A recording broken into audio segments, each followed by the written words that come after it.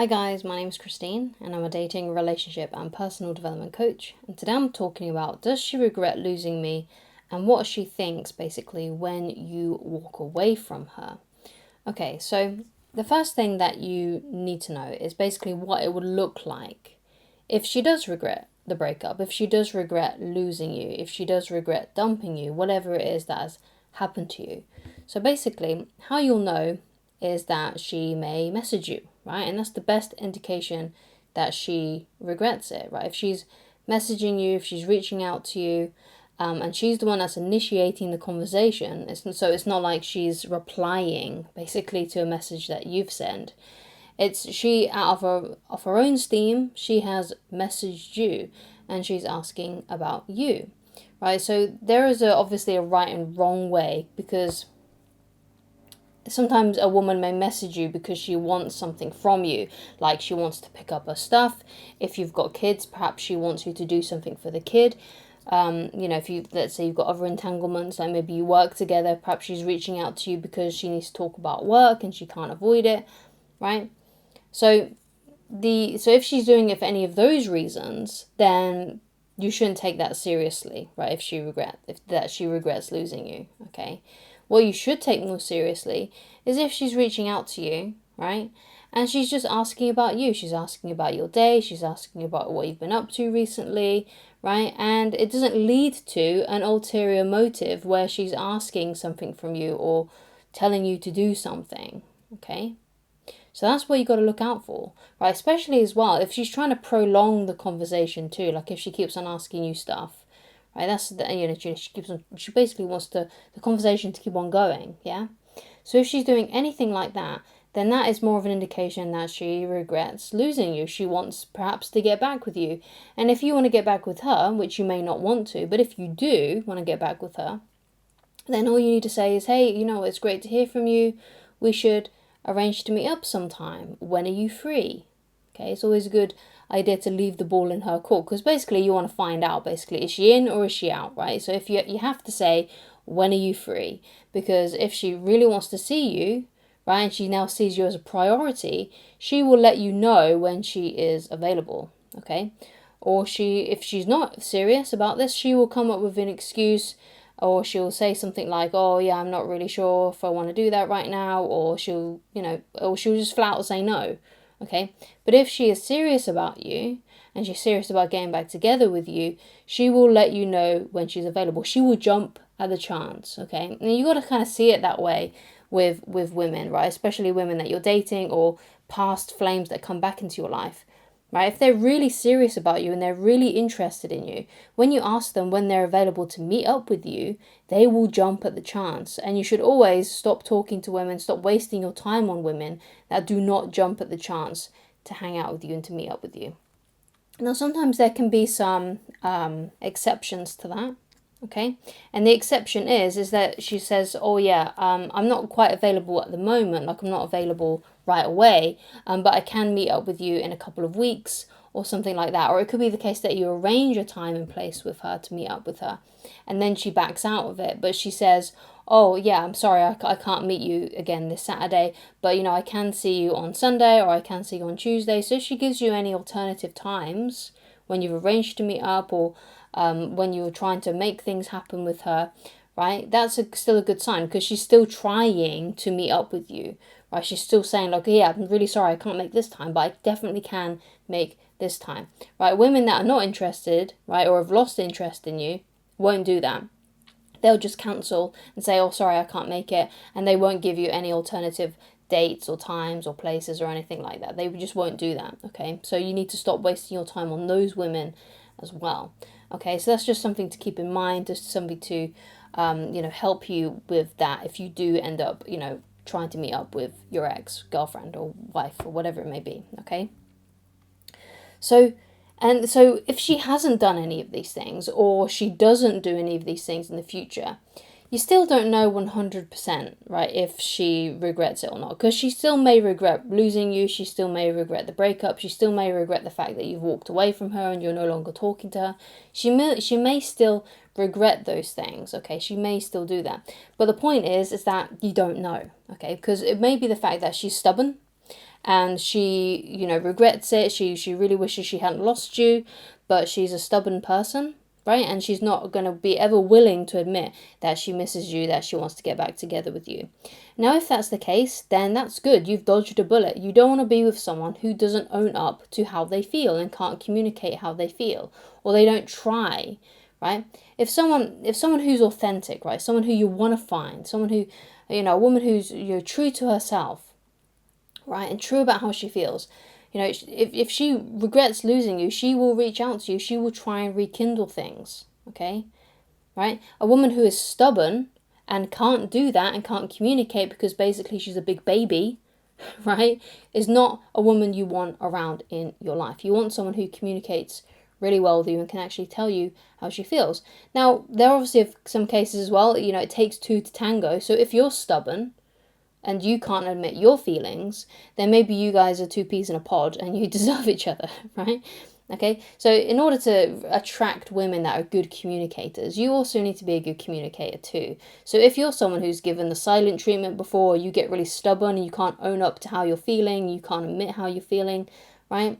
If you can't do those things, right, and you can't be honest, right, and, you know, tell the truth basically, then, you know, you're just going to attract women who do the same thing, and that may be very frustrating for you. So you need to be someone who's a little bit more open, a little bit more honest with yourself. And, you know, women actually find that very attractive. They find it attractive when a guy is authentic, right? That's why they're more attracted to guys that just flat out ask them out instead of trying to be their best friend before asking them out and things like that, because they can kind of tell that the guy who's trying to be a friend, right, actually is attracted to her, right? And they may not know it for sure or 100%, but they'll be able to tell that there's something off, there's something weird with his behavior, because deep down he's attracted to her, but he's put on this false mask that he's her friend, right?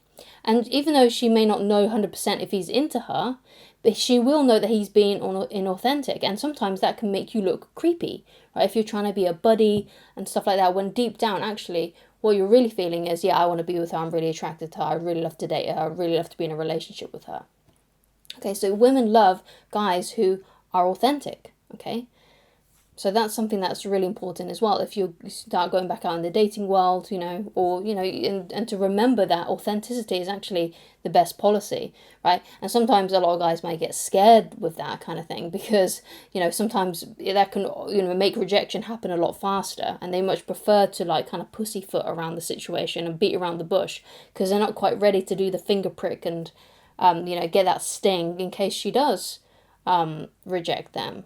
Right? But what you got to kind of think about as well is that when you're about to ask a woman out, when you're about to get, you know, involved or try to get involved with a woman that you really like, you have to think, is this actually going to work out? Is she actually available? Am I actually going to get a positive result from this, right? Because sometimes you can meet women who you're really attracted to and you just know it's not going to work out. Like, let's say, for example, she's your boss or in some other, you know, some other kind of like authoritative figure.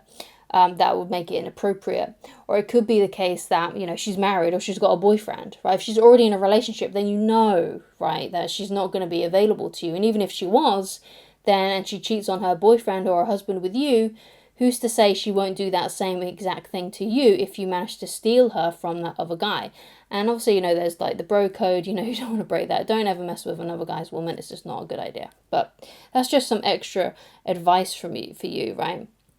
But the point is that you may never know for sure. You may never know 100% how she feels about you. So it's a good idea not to focus on it, right? It's a good idea not to focus on these hypothetical situations of, does she regret it? Does she care?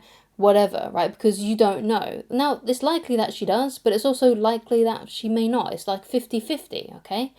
Right? There's no way of knowing 100% for sure if she's someone who's stubborn and doesn't admit to her feelings and doesn't try to rekindle things, okay?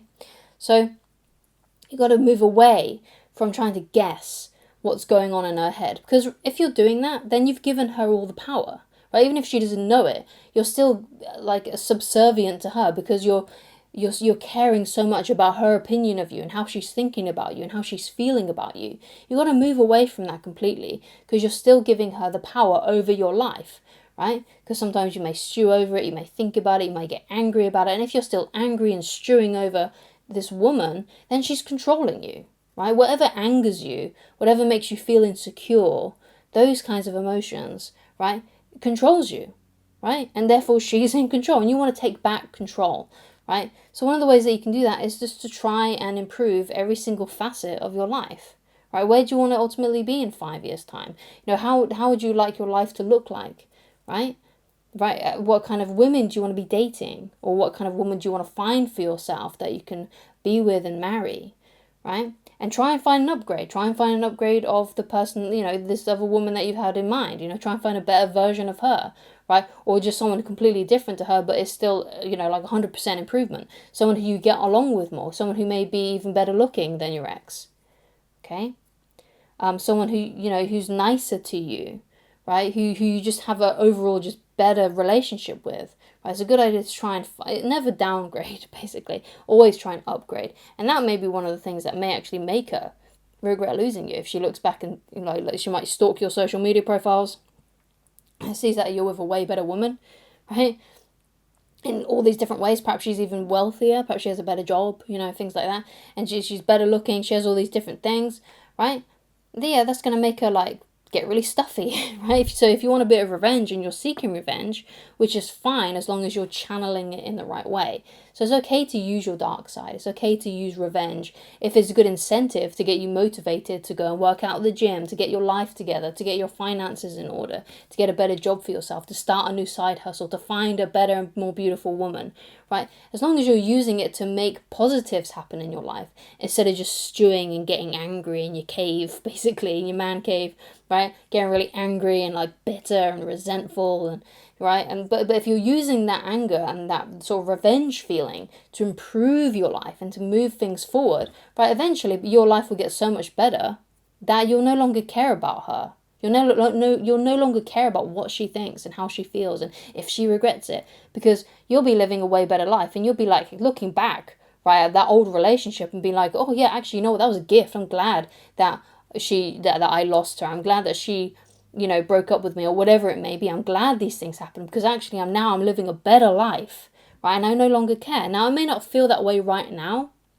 So I'll say to those people right now who are hurting and, you know, are really upset with the fact that she's gone, right? If you're really upset that she's gone, then you got to give yourself a bit of grace, okay? You got to give yourself some time, right? Because some days are going to be better than others. And, you know, what you'll find is that over time, you'll start to feel better about it, okay? As long as you're not doing things that are keeping you stuck. So, for example, that could be looking at old photos of her and you two together. Could be that you still stalk her social media profiles.